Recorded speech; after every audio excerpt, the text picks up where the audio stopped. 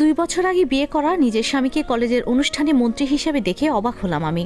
কোনো কথা না বলে শুধু তাকিয়ে দেখেছি সামনের গাড়ি থেকে নেমে আসা মানুষটাকে। এই লোকের সাথে বিয়ে হয়েছিল 2 বছর আগে আমার।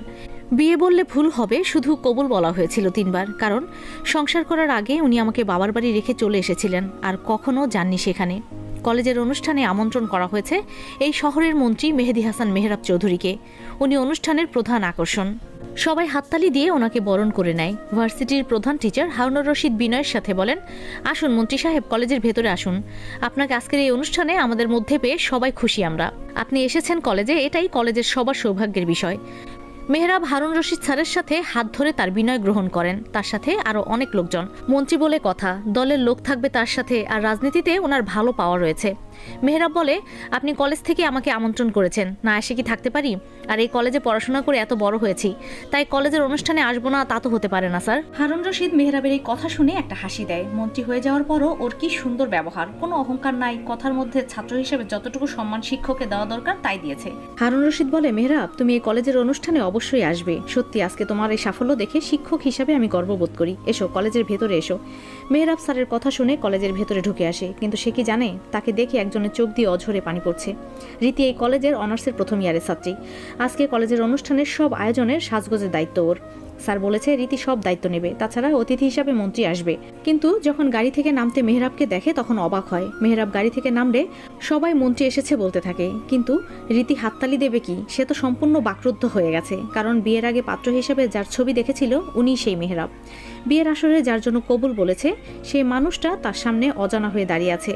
রীতির 2 বছর আগের ঘটে যাওয়া দুর্ঘটনার কথা মনে পড়ে চোখ দিয়ে পানি পড়তে থাকে। অন্যদিকে সিমি রীতির বন্ধু, সে ওকে খুঁজছে। হঠাৎ গেটের কাছে রীতিকে পাথরের মতো দাঁড়িয়ে থাকতে দেখে ওর কাছে গিয়ে ধাক্কা দিয়ে জিজ্ঞেস করে, কি রে রীতি, এরকম পাথরের মতো দাঁড়িয়ে এখানে কি করছিস? মন্ত্রীকে দেখে কি চোখের পলক পড়ছে না তোর নাকি? অবশ্য আমাদের মন্ত্রী মেহরাব চৌধুরী যা দেখতে, এরকম সুদর্শন ছেলে জীবনে দেখি নাই আমি। কি দেখতে মেহরাব চৌধুরী! শুনেছি উনি নাকি এই কলেজ থেকে পড়াশোনা করেছে, তবে এখনও অবিবাহিত, চাইলে প্রেম করতে পারো। সিমির প্রতিটা কথা রীতির কানে যায়, তবে সে চুপ করে দাঁড়িয়ে থাকে। সত্যি মেহরাব চৌধুরীকে দেখে চোখের পলক পড়ছে না তার, কিন্তু উনি অবিবাহিত কথাটা শুনে এত কষ্টের মধ্যেও হাসি পায় রীতির। সত্যি কি ওনার 2 বছর আগের বিয়ের কথা মনে নাই? রীতি বলে, মন্ত্রী মেহরাব চৌধুরী সবার সামনে কত ভালো লোক, কিন্তু আসলে একটা জঘন্য লোক। সত্যিটা লুকিয়ে নাটক করতে উনি খুব ভালো করে জানেন। খুব ভালো অভিনেতা উনি, তবে কারো জীবন নষ্ট করে দিয়ে। রীতির কোনো কথাই সিমির মাথায় ঢোকে না যেন।